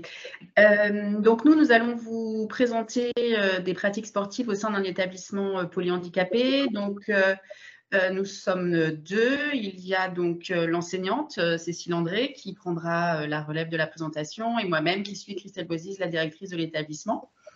Donc l'établissement accueille 15 jeunes âgés de 0 à 20 ans. Nous faisons partie de l'association des papillons blancs de la colline. Nous sommes à Vaucresson dans le 92. Les jeunes sont tous accueillis de par leur polyhandicap. Le polyhandicap va conjuguer de multiples incapacités et c'est souvent ce qui est retenu justement dans le cadre du polyhandicap, c'est tout ce qui ne peut pas être fait dans un cadre, on va dire, sportif. Voilà pourquoi aussi développer le sport au sein de l'établissement est vraiment important pour nous. Plusieurs raisons.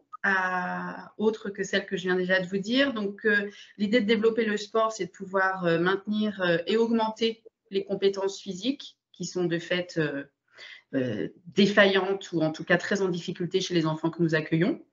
Pouvoir prévenir ou retarder le développement de pathologies physiques, puisqu'évidemment, nous avons des jeunes qui sont dans ces situations-là. Pouvoir mobiliser leur corps et permettre le mouvement, hein, puisque nous sommes souvent avec des enfants qui ne peuvent pas faire des mouvements spontanés pour certains, donc il faut pouvoir le faire pour eux. Et puis, toute une dimension du bien-être par les valeurs sportives, le dépassement de soi, l'esprit d'équipe, qui sont également des valeurs importantes à pouvoir développer auprès des enfants.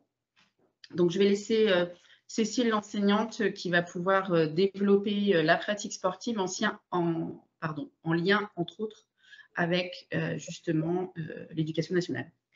Voilà, donc je suis enseignante dans cet établissement depuis 2018, donc ça fait quelques temps maintenant. Et en arrivant dans l'établissement, je n'avais pas forcément d'informations qui m'indiquaient comment, sur quelle base proposer des temps pédagogiques. Et j'ai choisi d'utiliser le socle commun de compétences, de connaissances et de culture, qu'on appelle, pour faire plus court, le socle. Puisqu'il me permet d'avoir, ça change un petit peu des programmes. Normalement, en tant qu'enseignant, on va utiliser les programmes pour dire ce que les enfants doivent atteindre comme compétences à la fin de chaque année. Là, compte tenu du fait que je ne fonctionne pas vraiment par année classique, CP, CE1, CE2, je préfère utiliser le socle, ça me donne plus de visibilité. Et en y regardant bien, le sport fait partie de tous les domaines que l'on retrouve dans ce socle. Donc, par exemple, le premier, c'est les langages pour penser et communiquer. C'est vrai qu'en termes sportifs, il y a du vocabulaire spécifique et puis il y a aussi tout ce qui va être le vocabulaire d'interaction et de communication. Le domaine 2, c'est plus les méthodes et les outils pour apprendre. On va avoir une réflexion plutôt sur la façon dont on réagit. Et c'est vrai qu'en sport, ce qu'il y a de pratique, c'est qu'on a tout de suite une réponse. Si le geste a été bon, la tour, elle va tomber ou le ballon va passer dans l'anneau. Si ça ne passe pas dans l'anneau, ça permet d'avoir une réflexion tout de suite sur le geste que l'on vient de faire. Le domaine 3 est très important, surtout avec cette notion de Jeux olympiques, puisque ça concerne la personne citoyenne, faire partie d'une équipe, d'un groupe. Et là, bien sûr, en sport, on va beaucoup solliciter ce domaine-ci. Le domaine 4, comme l'a précisé Christelle, c'est un domaine aussi qui va être intéressant à travailler, puisqu'il va concerner tout ce qui va être scientifique. Et notamment, prendre soin de son corps. Pour un jeune en situation de polyhandicap, prendre soin de son corps, ça peut être, par exemple, aider lorsqu'il doit être changé, lorsqu'on doit faire les gestes d'hygiène, etc.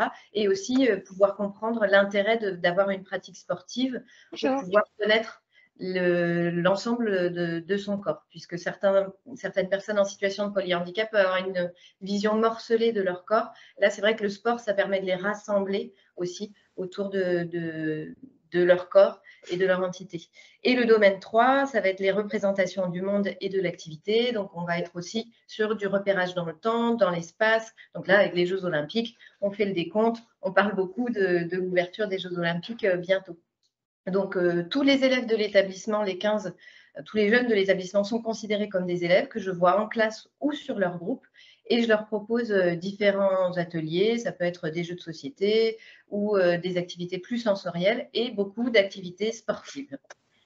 Donc, par exemple, le 2, c'est notre engagement sportif. Vous allez voir, on essaie d'avoir une proposition assez variée d'activités et notamment on a des partenaires assez variés. Oui, donc concernant les partenaires, nous avons notamment le département pour tout ce qui est l'équithérapie qui a lieu toutes les semaines. Donc, nous avons de la chance au Haradjardi, c'est pas très loin. Donc, on a 4 enfants par équipe de 2 qui y vont. Il faut savoir qu'à chaque fois qu'un enfant sort à l'extérieur, il y a forcément un adulte pour lui. Donc, il faut pouvoir effectivement organiser tout ça. Au niveau de la ville, nous avons la ville de Vaucresson qui est très impliquée aussi dans tout ce qui va être près d'infrastructures, toutes les semaines également.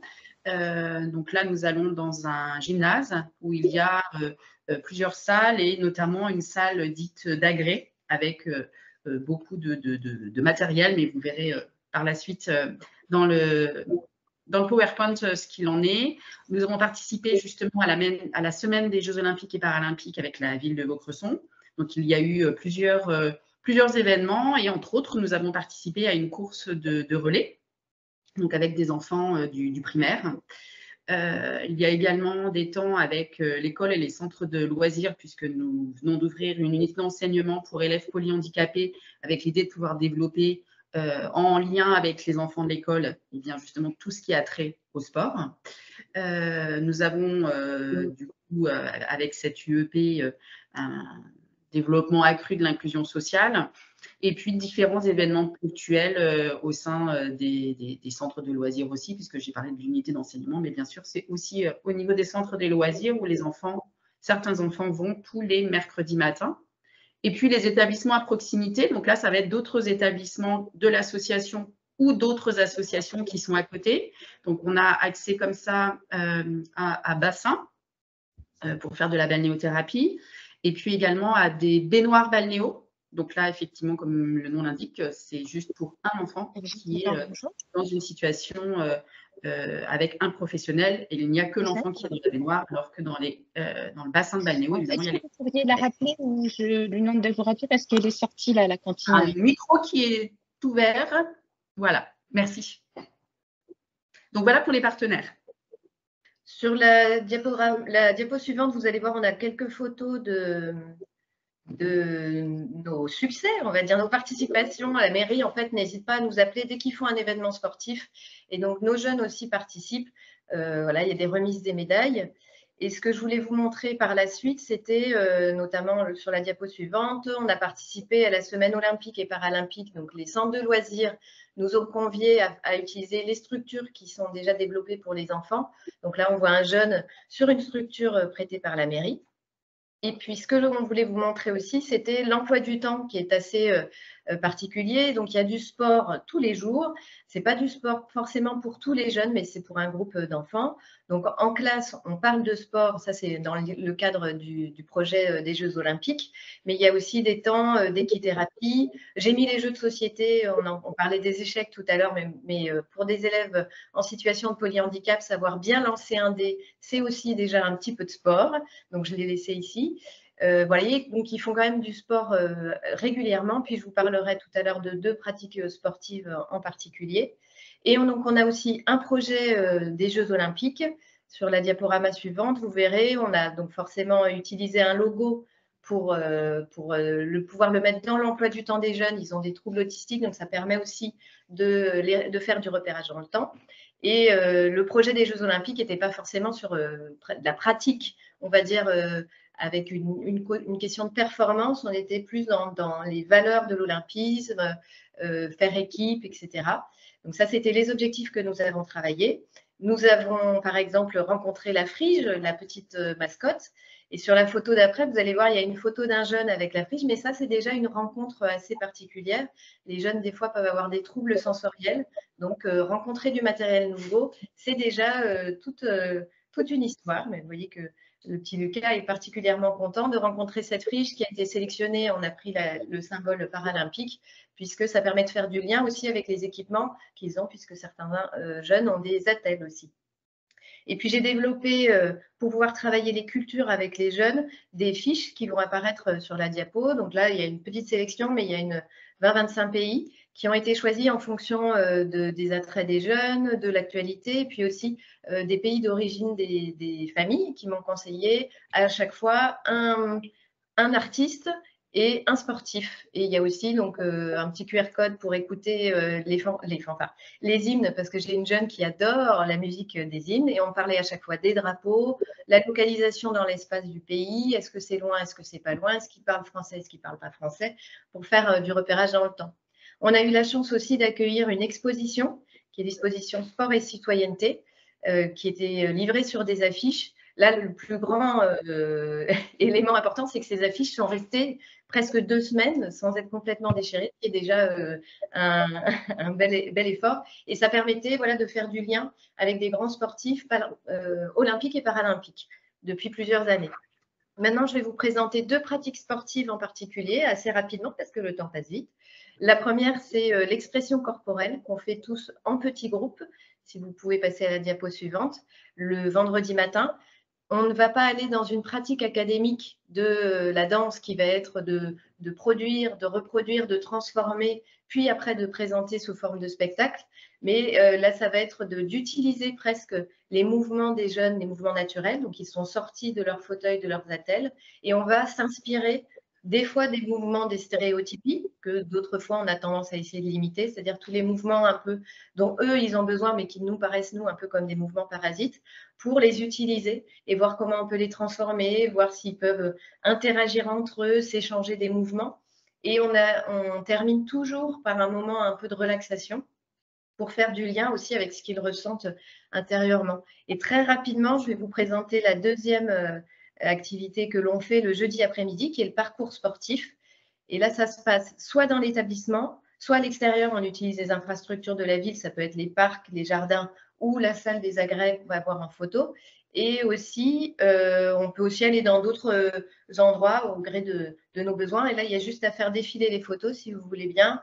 Donc, par exemple, on utilise le parc de la ville. On essaie de mettre les enfants un peu dans des situations complexes pour les encourager à se développer une certaine autonomie pour résoudre les problèmes qu'on peut leur rencontrer. Toutes ces situations, vous voyez, amènent plein de sourires et pourtant, elles sont très compliquées. Ça fait travailler les équilibres, les déséquilibres, les mouvements aussi, un peu le lâcher-prise. Quand il fait beau, on profite de la forêt aux alentours, même en Motiello, ça c'est la photo du milieu, puisqu'on a des forêts qui sont accessibles pour les fauteuils et les motilos.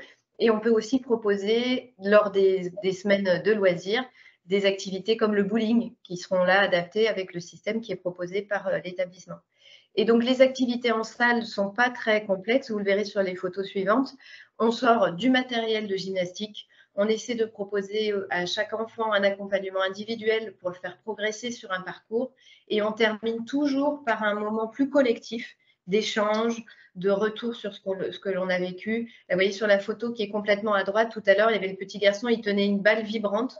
Ça, c'est pour l'aider aussi. Et on amène à chaque fois beaucoup de progrès qui sont minimes. Mais donc, sur ce petit garçon, avant, il ne supportait aucun déséquilibre. Et là, on le voit, il est confiant, assis sur un rouleau. On peut même lâcher les mains. Il arrive à gérer ce déséquilibre-là. Si jamais l'espace est un peu trop grand, vous le verrez sur la photo d'après, on peut installer les jeunes dans des cylindres qui permettent de se retrouver un petit peu plus confinés, d'avoir un côté rassurant. Donc, vous voyez, ces événements sportifs qu'on fait toutes les semaines ne sont pas très complexes. En fait, on sort tout le matériel et à chaque fois, on va essayer de mobiliser les jeunes de différentes manières pour qu'ils changent un petit peu d'habitude. Les points positifs, c'est vraiment qu'on voit des progrès dans la gestion du corps pour chaque enfant. Le sommeil est facilité, je ne l'ai pas précisé, on pourrait croire que c'est que pour les jeunes, mais pour les professionnels aussi, puisqu'on bouge beaucoup, on accompagne beaucoup. Et ça nous fait aussi des opportunités de rencontre pour créer du lien et faire de la socialisation localement. Donc, en conclusion, ce que je voulais dire aussi, c'est que là, on s'est servi des Jeux Olympiques pour pouvoir faire un événement qui était un peu motivant. Mais l'emploi du temps tel que vous l'avez vu, il va sans doute continuer l'année prochaine avec notamment l'expression corporelle, l'équithérapie et ce parcours moteur. Donc, on va continuer l'an prochain, l'idée étant de proposer à chaque jeune, tous les jours, un moment sportif. Tout à fait, on fait un petit éclairage sur ce que Cécile a cité un peu rapidement, les semaines de loisirs. C'est que pendant les périodes scolaires, il y a toute une semaine où nous sommes ouvertes sur les petites vacances. Donc là, c'est pareil, on insiste plutôt sur des temps de sport. Donc ça va se poursuivre et ça s'est mis en place avant avant cette année particulière des Jeux olympiques et paralympiques. Et puis l'an dernier, pour la première fois, nous avons fait un séjour avec les enfants, axé également sur le sport, là, tout ce qui était aquatique. Et nous allons réitérer cette année, l'idée étant à terme de pouvoir en faire bénéficier tous les enfants. Voilà, merci beaucoup pour votre écoute. Merci. Parfait, merci à vous. On passe à présent au temps d'échange. Donc, si vous avez des questions, on vous donne la parole.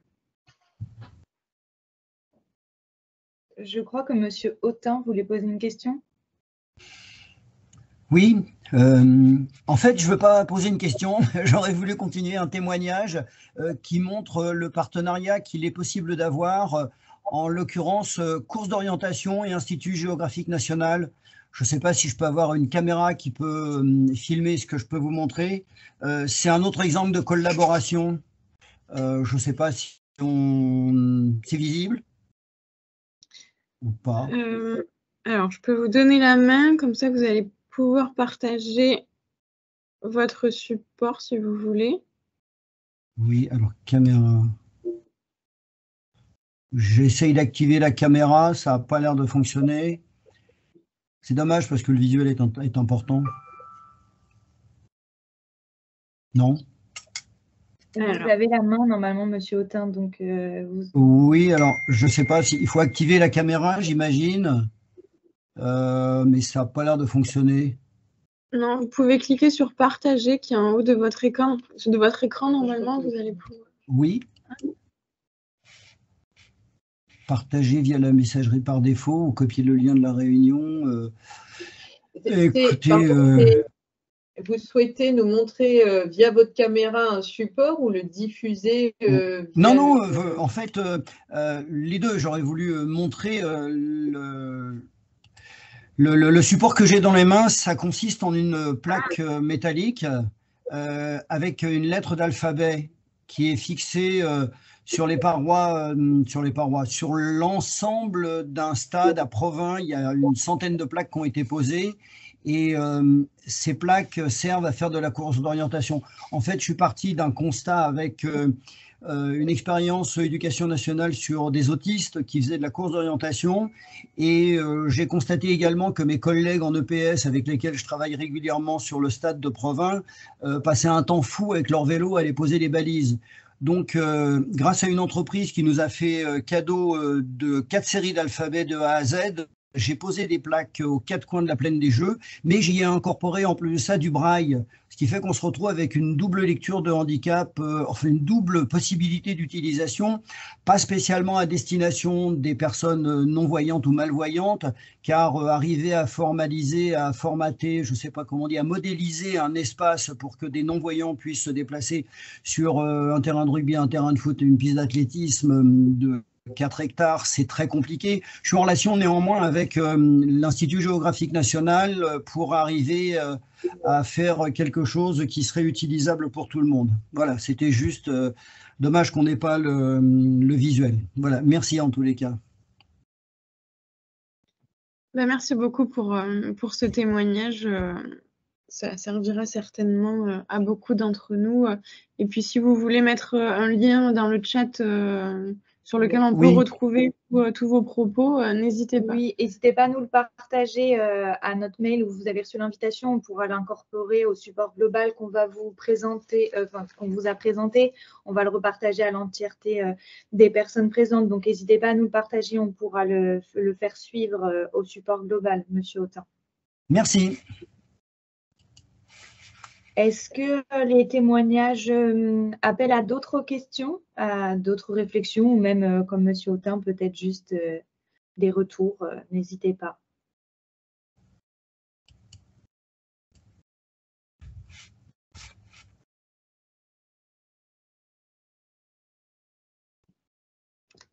Si ce n'est pas le cas.